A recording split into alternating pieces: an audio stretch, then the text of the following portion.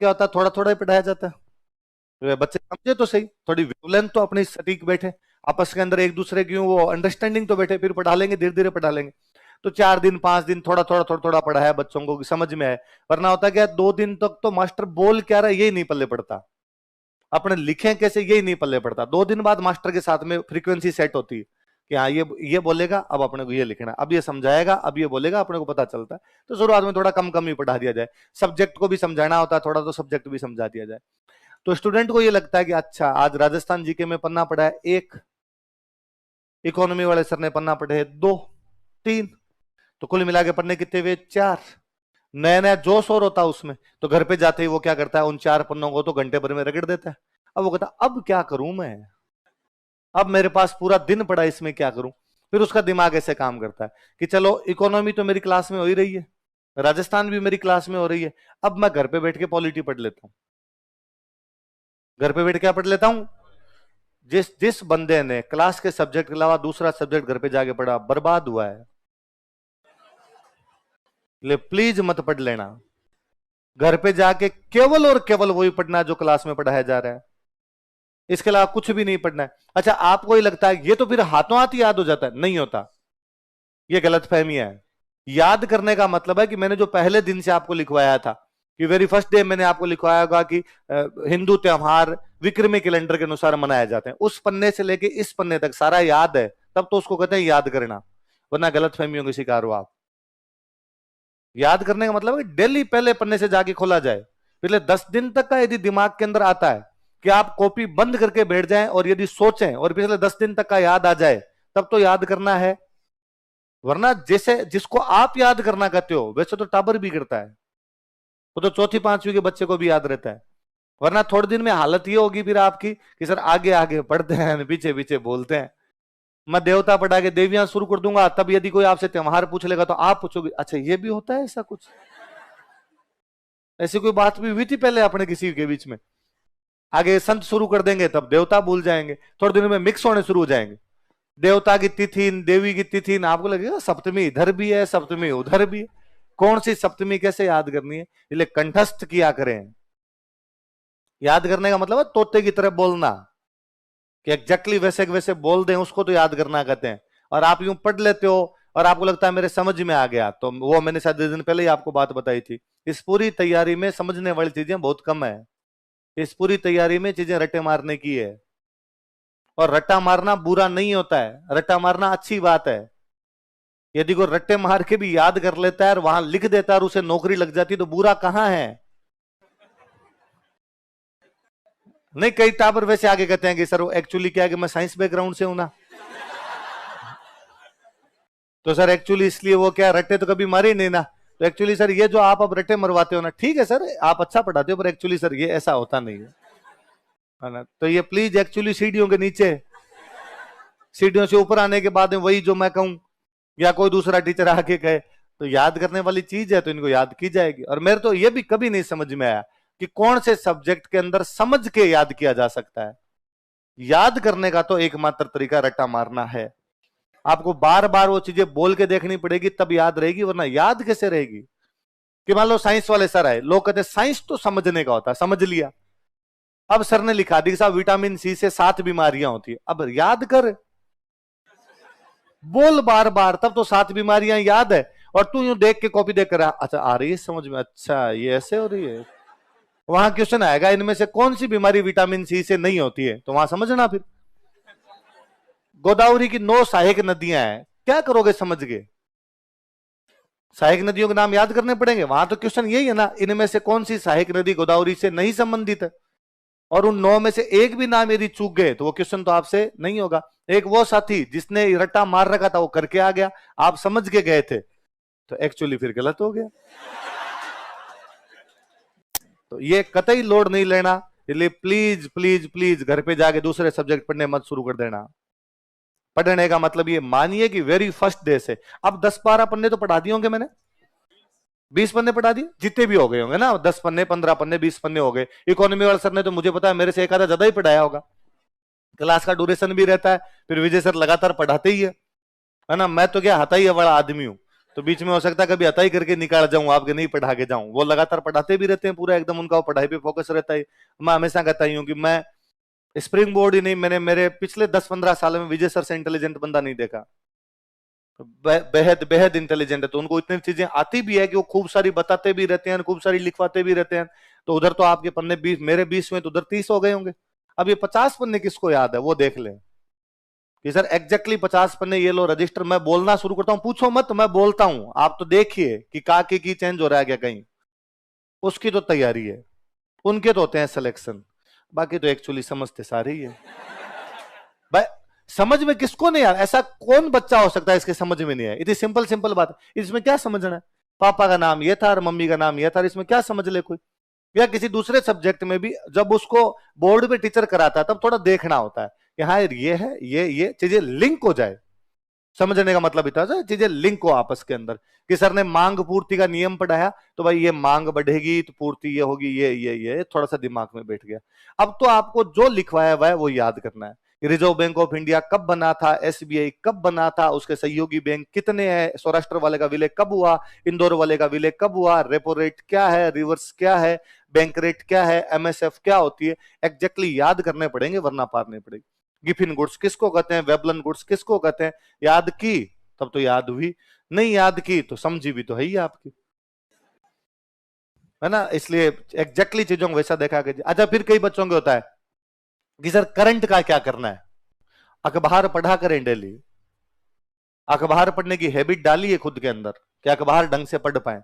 मैंने दिन से आज पहले ही बताया था, अखबार रात को पढ़े, सुबह सुबह उठते अखबार ना पढ़े, रात को पढ़े। अखबार आपके लिए सब्जेक्ट होना चाहिए और कुछ ही नहीं पढ़ना। जो बच्चे अखबार ढंग से पढ़ लेते हैं उनको बाकी कुछ भी पढ़ने की आवश्यकता नहीं पड़ती। पर हम क्या महा आलसी लोग हैं, और मार्केट इस बात को जानता है। इकोनॉमी के मार्केट ने यह समझ लिया है, बाजार ने यह समझ लिया है कि व्यक्ति स्वभावतः आलसी है, इसलिए अखबार तो नहीं पढ़ेगा। लेकिन चूंकि बच्चों के एग्जाम में करंट के क्वेश्चन तो आते हैं, तो उनके लिए क्या किया जाए। इसलिए मार्केट में आपके जैसे 10 लोग बैठे और उन 10 लोगों ने बैठ के अखबार की डेली की न्यूज 1 महीने तक छांट ली, और छांट के अच्छी अच्छी न्यूज उसमें से एक मैगजीन में निकाल दी, 10-10 रुपए में आपको बेच के घर बदलिए। और मैगजीन में क्या आता है, यही तो आता है। कोई अखबार पढ़ लो, 30 दिन तक लगातार अखबार पढ़ लो, और उसके बाद वो 10 रुपए वाली मैगजीन लाना, और उस मैगजीन में बताना कि नहीं सर अखबार में तो ये आई नहीं थी, ये मैगजीन में आ गई न्यूज। ऐसी कोई न्यूज नहीं मिलेगी आपको, बशर्ते आप अखबार को ढंग से पढ़ ले। पर आप अखबार को ढंग से पढ़ते नहीं, इसलिए आप बाद में महीने के लास्ट में जाके 10 रुपए वाली क्रोनोलॉजी लाते हो, उससे पढ़ते हो, या हम जो पढ़ाते हैं उससे पढ़ते हो। आप खुद सोच के देखिए कि 30 दिनों की चीजें 2, 4, 5, 7 दिन में कैसे याद की जा सकती है। एक डेली डेली की याद कर ली जाए, हैबिट रहेगी डेली एक एक न्यूज। चीन ताइवान के बीच में विवाद चल रहा है, मगर तो अखबार पढ़ना शुरू कीजिए, 10वें दिन तक आपको लगेगा आप ताइवान के वासी हैं, और आपको सब पता है कि चीन कब हमला करेगा कब नहीं करेगा, पूरी जानकारी तो होती।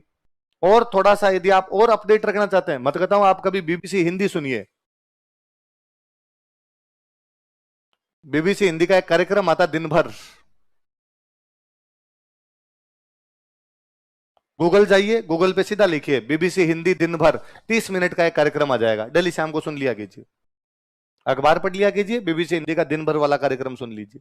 मैं तो आजकल वो एक बैच जो 3 साल का एक बैच चलाया है ना, जो ग्रेजुएशन वाले बच्चों के लिए चलाया कि उनको 3 साल पढ़ाएंगे, तो मैं तो 2 घंटे की क्लास होती है मेरी उसमें राजस्थान हिस्ट्री की, मैं उसमें राजस्थान हिस्ट्री पढ़ाता हूँ 45 मिनट, फिर आधे घंटे टाबरों को बताऊंगा आओ तुम और कल की न्यूज सुनाओ।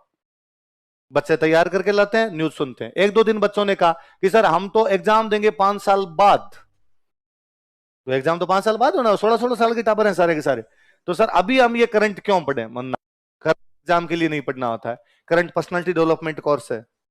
जिस बच्चे को यदि ये नहीं पता कि आज देश दुनिया में क्या घटित हुआ, उसको जीने के अधिकार समाप्त कर देने चाहिए, नागरिकता छीननी चाहिए सबसे पहले तो उन लोगों से, कि जो यही ध्यान नहीं रखता है कि देश दुनिया में घटित क्या हो रहा है। अब उन बच्चों में इतना वो क्रेज रहता है कि सर आज मैं सुना दूंगा, आज मैं सुना दूंगा। 30 मिनट की न्यूज सुनते हैं, न्यूज सुन के खुद उसके नोट्स बनाते हैं। कई बार तो ये होता है कि मेरी क्लास होती है 3 बजे, बच्चे जल्दी आके बैठ जाते हैं, 2:30 बजे आके बैठ गए, 2 बजे आके बैठ गए, उसमें से एक बच्चा खुद ही आके मेरे वाली सीट पे बैठता है और 30 मिनट की न्यूज सुनाता है कि आज मैं तैयार करके लाया, और बड़े सिंसियर ढंग से चुपचाप सारे शांति से बैठ के। और मैं जा कहता हूँ लो न्यूज डिस्कस करें, नहीं सर वो आप पढ़ा दो, न्यूज तो हमने डिस्कस कर ली। फर्स्ट ईयर के टाबर है वो। पर अब उनको लगता है, मैं शुरुआत में 2-4 दिन एक आधे बच्चे ने करके लाया, मैं खुद तैयार करके लाता, मैं उनको बताता ये देखो ये आज न्यूज ही आई थी, ये आज न्यूज ही आई थी। पर अब उनको मजा आता है, उन्हें लगता है, अब वो डेली जाते मेरे को बताते हैं कि सर वो कॉमनवेल्थ में ना 2 मेडल ये जीत लिए, और सर वो देश है ना वो ये हो गया। मैंने उन बच्चों को शुरू कराया, अगर मैप रीडिंग किया करो, देश दुनिया में कौन कौन सा देश कहां पर ये देखा जाए। सर क्या करे मैप रीडिंग में, तो एक 15 मिनट का सेशन लगाते हैं, उसमें बोर्ड पे मैप लगा, मैप लगा केवल देशों के नाम बताते हैं कि लो आज आज नॉर्थ अमेरिका का मैप तैयार करेंगे, ये ऊपर इधर क्या लिखा हुआ है, बच्चे जोर जोर से बोलते हैं सर अलास्का, इसके नीचे क्या लिखा दे, कौन सा देश है कि सर यूएस, इसके बराबर कौन सा देश है कि कनाडा, इसके नीचे क्या है कि सर ये वापस यूएस, तो आधा यूएस तो इधर पड़ा आधा यूएस इधर गया, कि हाँ सर मैं थोड़ा सा बता देता हूं कि इधर अलास्का वाला ना रसिया से खरीदा था, तो इधर रसिया है तो रसिया से टुकड़ा तो ये ऊपर रह गया। अब ये नीचे कौन सा देश आ गया सर मैक्सिको। अब एक पट्टी आ गई, इस पट्टी के देश बोलो, तो एक दिन बच्चों ने देख देख के बोले, अब वो मैं जाते मैं यूं करता हूं ना पट्टी में उधर, वो चिल्लाते हैं जोर से sir Panama, Nicaragua, Costa Rica, Honduras, El Salvador, Guatemala, Belize. मैं ऊपर यूं करता हूं इतने में, तो वो जोर से बोलते sir Bahamas, Jamaica, Cuba, Haiti, Puerto Rico, Dominican राज्य। North America complete, North America में इतने देश है। और दूसरे दिन वापस कहा चलो आज अपने साउथ अमेरिका करेंगे, 2-3 दिन तक बच्चों के सामने साउथ अमेरिका का मैप रखा, ये देखो इधर ये लंबी सी मिर्च जैसी है, ये कौन सा देश है सर चिल्ली, तो देश का नाम ही चिल्ली है।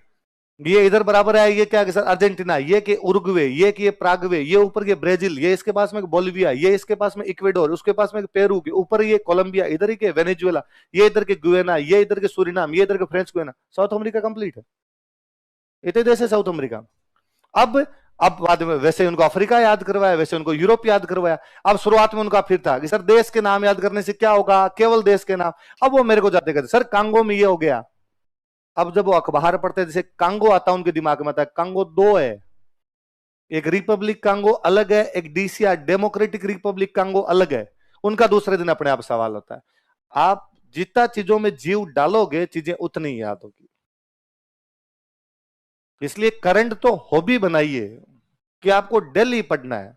मैं हमेशा कहता हूं कि हम जब एग्जाम आता है ना नजदीक, भाई प्री का एग्जाम आ गया, प्री का एग्जाम आ गया, तो हम 10 एक दिन करंट पढ़ाते हैं, विकास जी 10 दिन करंट पढ़ाते हैं, और उसमें से एक भी क्वेश्चन बार नहीं आता। मैं इसकी कोई गारंटी नहीं दे सकता, हो सकता है मैं आपको महीने भर तक ये कल्चर हिस्ट्री पढ़ाऊं और आरपीसी 20 सवाल पूछे और 20 में से 18 बार से पूछे, 2 ही नोट्स में से आए, क्या पता कल्चर इतनी बड़ी होती है और कहां से पूछ ले। मैं ये मंदिर लिखवाता हूं, मैं मुख्य मुख्य मंदिर लिखवा रहा हूं, या तो जो पुराने एग्जाम में पूछे हुए, या मुझे लगता है और पूछे जा सकते हैं वो लिखवा रहा हूं। पेपर बनाने वाले के गांव में और मंदिर है, मुझे थोड़ी पता उसके गांव में है।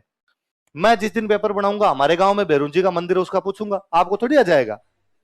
बस सिंपल सी बात है। तो उसमें हो सकता है कि बाहर के क्वेश्चन आ जाए, पर करंट वाले में तो फिक्स है कि विकास जी जो पढ़ा देंगे उसमें से सारे क्वेश्चन आ जाएंगे।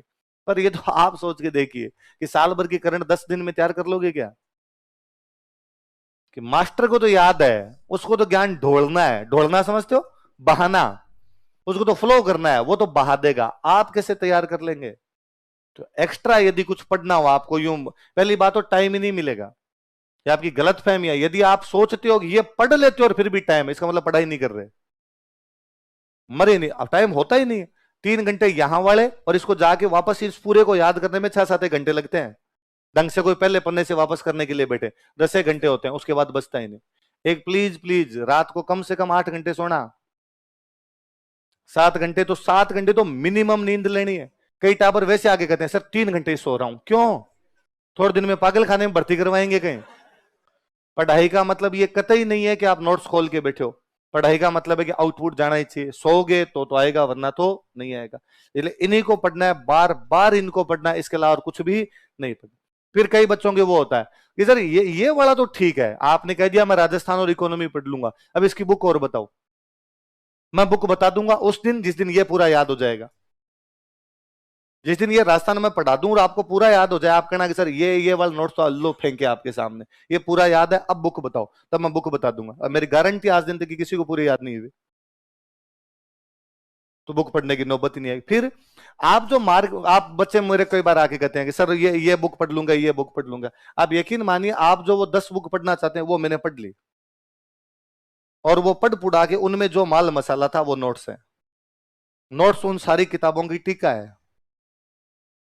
वो जो सारी किताबें हैं उनके अंदर जितनी ढंग की बातें हो सकती थी वो है। अब आपके पास 2 तरीके हैं, या तो आप ये 10 किताबें उठाओ और खुद के नोट्स बना लो, तब कोचिंग मत आओ। तो प्लीज घर वालों के पैसे ना लगाया जाए। और चूंकि आपके घर वालों ने पैसे दे दिए, इसलिए 10 किताबें ना पढ़ो, अब नोट्स पढ़ लो। स्टूडेंट कोचिंग भी करना चाहता है, फिर भी उसको बुक पढ़नी है, फिर कोचिंग क्यों आया? फिर तो 3-1 हजार में सारी किताबें मिल जाती मार्केट में, 3-4 हजार में लेके बैठते। आप दीपो भाव भगवान बुद्ध कह के गए थे, अपना प्रकाश खुद बनो, करते सेल्फ स्टडी, सब कुछ ही हो जाता। फिर कोचिंग केवल हंसने के लिए थोड़ी आए थे कि ठीक है यार 2-1 घंटे का मनोरंजन होगा, वापस चले जाएंगे, टाइम पास तो ठीक हो ही जाता है। तो ये पढ़े जाएं, ये बहुत ढंग से पढ़े जाएं, ये सारी चीजें याद की जाए। तो जब मैं भाद्रपद शुक्ल सप्तमी लिखवाता हूं, उस समय दिमाग में यदि भाद्रपद शुक्ल अष्टमी का राधा अष्टमी आया आपके, इसका मतलब तो पढ़ाई सही ढंग से जा रही है। और यदि नहीं आ रहा है, इसका मतलब सुधार करने की आवश्यकता है।